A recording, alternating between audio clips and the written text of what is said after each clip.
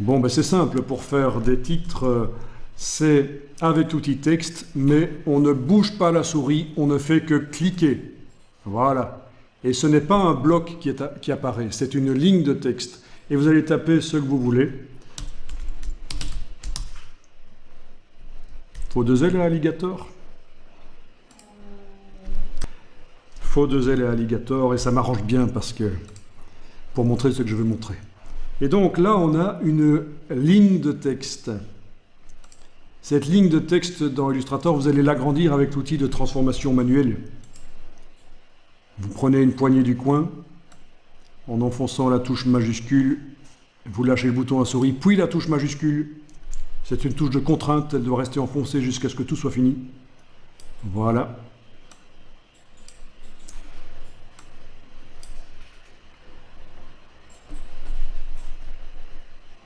On va peut-être enregistrer le document, parce que ça fait quand même quelques temps qu'on n'a pas enregistré, donc fichier enregistré sous, et je vais changer légèrement le nom ici, à la place de 2, je vais mettre 3. Comme ça, si par erreur, j'écrase, j'efface tout et j'écrase le document 3, il me restera au moins ce que j'avais fait dans le 2. Donc je conseille toujours d'enregistrer régulièrement sous un nom différent, pendant qu'on est en train de créer. Comme tout à l'heure, la boîte des options, on clique directement sur OK, c'est bon. Alors, quand vous faites du texte dans Illustrator, il faut vraiment utiliser une fonction qui va gérer les espaces entre chaque lettre. Actuellement, c'est une bête formule mathématique qui est appliquée et ça ne convient pas. Ça fait partie du boulot du graphiste depuis longtemps de gérer ce qu'on appelle l'approche de paires, P-A-I-R-E, les paires de caractères. Il existe une fonction qui est aussi dans Photoshop et dans InDesign qui permet de gérer ça tout seul. On va l'enclencher. Vous allez dans le menu Texte.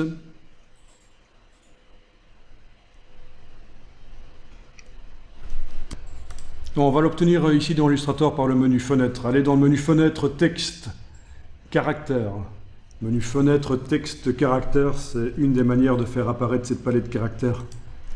Et donc, pour répondre à ta question, non, ça n'est pas la justification comme dans Word ou dans d'autres logiciels, qui est le fait que dans les paragraphes, ça colle à gauche et à droite et qu'on gère les espaces entre les mots. Non, ici, c'est les espaces entre les lettres.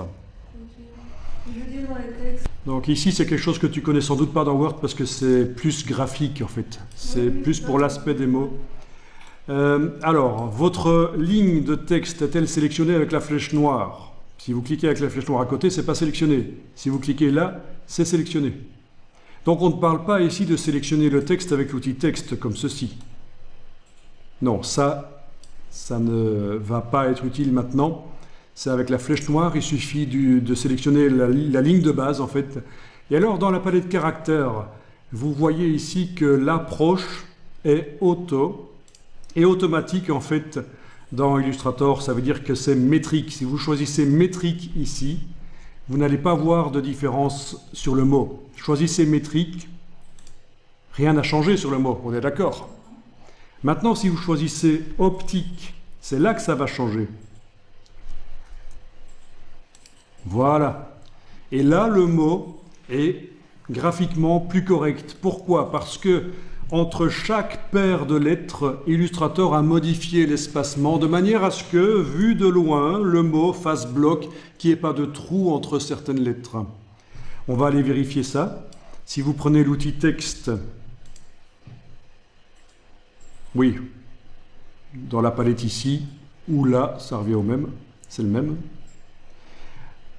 Et que vous allez cliquer entre certaines paires de lettres, vous voyez là, moins 28, c'est mis entre parenthèses, ça indique que c'est le logiciel qui a choisi la valeur tout seul. Quand c'est mis entre parenthèses, ça veut dire que c'est le logiciel qui a choisi la valeur. Ici, moins 33, là, moins 31, voilà, moins 28. Donc ça veut bien dire qu'entre chaque paire de lettres, il y a une approche différente. Et alors vous pouvez encore la modifier manuellement si vous voulez. Par exemple, si je trouve qu'entre le R et le O ici, il y a trop d'espace, je mets le curseur et je vais modifier manuellement. je vais approcher les choses, voilà, avec la touche majuscule s'il faut pour aller plus vite. Voilà, et là les parenthèses n'y sont plus puisque c'est moi qui ai choisi la valeur.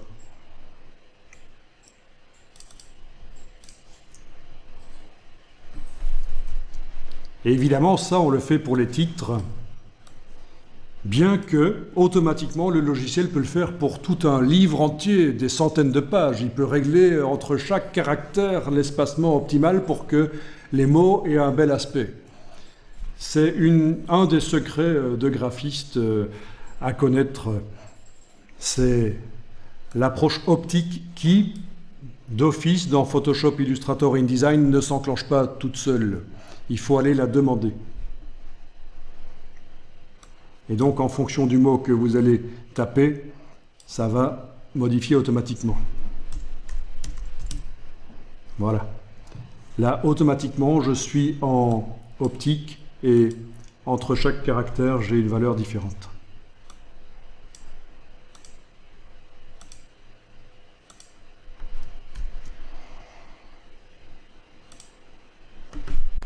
Donc, on a des caractères qui sont noirs ici. Je vais sélectionner avec la flèche noire la ligne de base. C'est du noir ici, je peux mettre une autre couleur. Par contre, si vous essayez de mettre un dégradé, ça ne fonctionne pas. Ou un motif. Ah, si le motif fonctionne. Ne dégradez pas. Enfin, on dirait qu'il est appliqué, mais ça apparaît toujours noir. Bon, vous allez comprendre pourquoi un peu plus loin. Peu importe, ici, je vais mettre une couleur unie pour le texte. Et puis, je vais aller changer la couleur de contour. Mais entre-temps, je pourrais peut-être aller changer la police, parce que ça, on n'a pas choisi la police. Dans la palette caractères, vous avez ici le nom de la police. Si vous cliquez là et que vous jouez avec les flèches haut et bas sur le clavier, vous voyagez dans la liste des polices. Mais à un certain moment, il va falloir peut-être aller dans le menu. Voilà. Tester les différentes polices qui sont installées. Donc vous avez bien sûr des polices à empattement, des polices sérifs, on appelle ça, et des polices sans empattement, les polices bâtons, on appelle ça aussi. Voilà. Voilà une police sans sérif, une police sans empattement, et vous aviez auparavant une police sérif. Bon, ici j'ai juste tapé Wikipédia sérif pour trouver l'article qui parle de la typographie. Voilà. Et là on vous indique, oui, on vous indique les empattements, les sérifs. Et ici, une police sans empattement. Donc, c'est vraiment le b.a.-ba de la police de caractère. Les deux très grands types de police, de dessin de police de caractère. Alors, petite parenthèse, donc tu as activé par erreur la grille de perspective ici. Et alors, elle s'affiche en permanence. Donc ça, c'est ennuyeux. Donc la solution, c'est sans doute d'aller bouger la palette des outils pour voir le gizmo de perspective qui se trouve derrière, là. Et essayer de cliquer sur la croix. Sauf que ça ne fonctionne pas. Ça fonctionnera quand on va activer l'outil perspective. On va pouvoir aller là, cliquer sur la croix du gizmo. Voilà. Gros piège. J'ai une petite vidéo sur YouTube qui explique comment se débarrasser de cette grille de perspective. Elle a du succès. Il y a des gens qui spontanément mettent « Merci, j'arrivais pas à m'en sortir, je comprenais pas. » Ben voilà. Donc, on est sur le texte ici. Il doit être sélectionné avec la flèche noire. Et on va lui mettre un contour. Donc, je mets la case contour à l'avant-plan dans la palette des outils.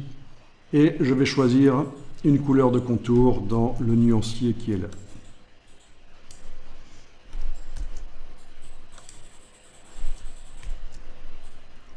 Je vais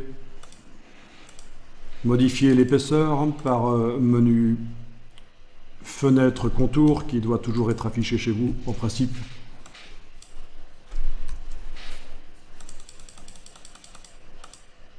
Voilà. Alors voyons ça. Vous avez les outils ici qui permettent, on l'a vu, de mettre le contour à l'intérieur ou à l'extérieur. Parce que là, vous remarquez que c'est moche, en fait. Le dessin de la police est modifié. Il n'est visible à aucun endroit, le dessin de la police, en fait. Hein. Voilà, c'est ça le dessin de la police. Quand on survole et qu'on voit, c'est ce qui est en bleu, mais à aucun moment, on le voit là. Et donc, c'est un problème. C'est pour ça que pour le texte, il va falloir, quand on veut mettre une couleur de fond et un contour, il va falloir faire différemment de ce qu'on a fait pour les formes précédemment là. Donc ce que vous allez devoir faire ici, pendant que votre texte est sélectionné, c'est enlever la couleur de fond et de contour. Donc on met en avant-plan et on clique sur la diagonale rouge. Donc il n'y a plus de couleur sur le texte. On arrive encore à sélectionner sa ligne de base. Si on clique à côté, on ne voit plus rien, mais c'est là, quelque part. D'accord ? Donc ça peut arriver qu'il y ait des objets comme ça qui n'aient pas de couleur de fond et de contour. Ils sont là, mais on ne les voit pas. C'est pour ça que vous avez la possibilité de faire un commande Y sur le Mac ou CTRL Y sur le PC qui montre tous les objets sans leur couleur. Ça correspond à affichage, aperçu, affichage, tracé. C'est ça en fait, hein, c'est le commande Y sur le Mac, CTRL Y sur le PC. Et c'est bien pratique ça. Bon, là je suis en affichage aperçu, donc on voit les couleurs. Je sélectionne avec la flèche noire le texte. Et dans le cas d'un texte, et c'est vraiment très important parce que ce qu'on a vu avant est inacceptable, c'est foireux. Dans le cas d'un texte, ici dans Illustrator, il va falloir procéder comme ça. Menu, fenêtre, aspect. Alors la palette aspect est une palette qui gère les fonds et les contours qui sont sur un objet. Et je dis bien les fonds et les contours, parce qu'on peut mettre plusieurs fonds et plusieurs contours. C'est hyper puissant pour obtenir des effets intéressants.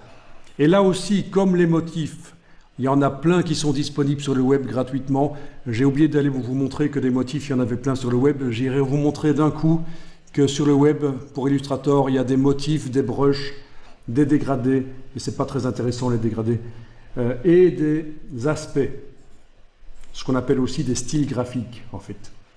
Un style graphique, c'est un aspect enregistré. Et alors ici, en ayant la ligne de base donc sélectionnée, pas en ayant les caractères sélectionnés, surtout pas, parce que ça, vous auriez le même problème que ce qu'on avait avant au niveau du contour qui ne veut pas se mettre à l'extérieur ou à l'intérieur. C'est en ayant la ligne de base avec la flèche noire, vous allez demander dans la palette aspect d'ajouter un nouveau fond. Du coup, il y a un contour qui vient aussi. Alors, le fond, vous allez pouvoir choisir sa couleur. Bien sûr, vous avez vu qu'on peut créer la couleur aussi. Très intéressant, bien sûr, quand on doit se conformer à une charte graphique, à des guidelines, à des guides pour l'identité visuelle. Ça vous dit quelque chose, certainement? Pour le community management, vous allez devoir vous conformer souvent à des couleurs de l'entreprise, à des polices de caractère, etc. Et ça, c'est indiqué dans ce qu'on appelle une charte graphique.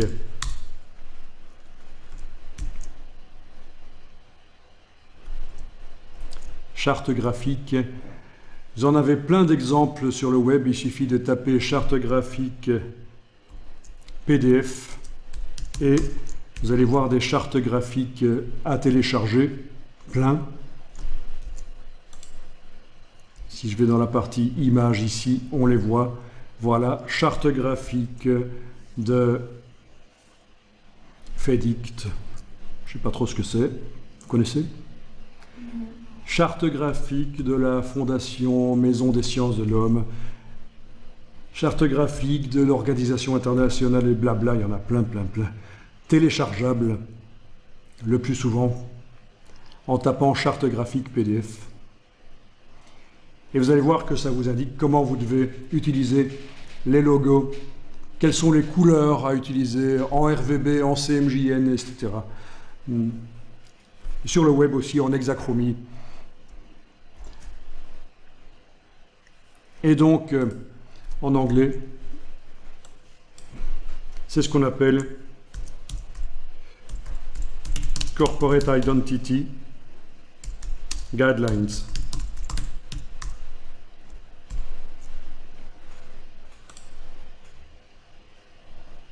Voilà. Et là aussi, si vous ajoutez PDF, il y en aura certainement plein à télécharger.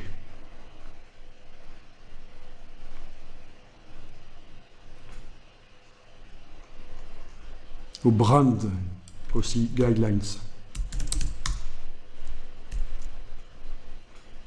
Oui, il y en a plus comme ça avec brand guidelines. C'est essentiel pour vous, puisque vous allez devoir faire des réseaux sociaux. Plutôt que de choisir une couleur vaguement qui est celle de la boîte, autant prendre la bonne. Et alors, je reviens ici, et on va pouvoir ici, toujours en ayant la ligne de base sélectionnée, aller choisir une couleur pour l'extérieur. Vous avez l'épaisseur du contour ici. Bien. Alors, la palette contour peut être visible si on clique sur l'hyperlien ici, contour. Et là, c'est grisé. Donc, on est toujours coincé. Impossible de faire passer le contour sous la lettre. Il modifie l'aspect de la lettre. Vous voyez, c'est moche. Mais c'est là qu'il y a l'astuce. C'est que vous allez pouvoir prendre le contour par ici et le déplacer sous le fond. Et du coup, vous avez exactement ce qu'il faut. Le contour passe sous le fond et vous pouvez le mettre sur l'épaisseur que vous voulez. Ça marche. Donc pour le texte, on ne met pas les couleurs par la palette des outils, on les met par la palette aspect absolument.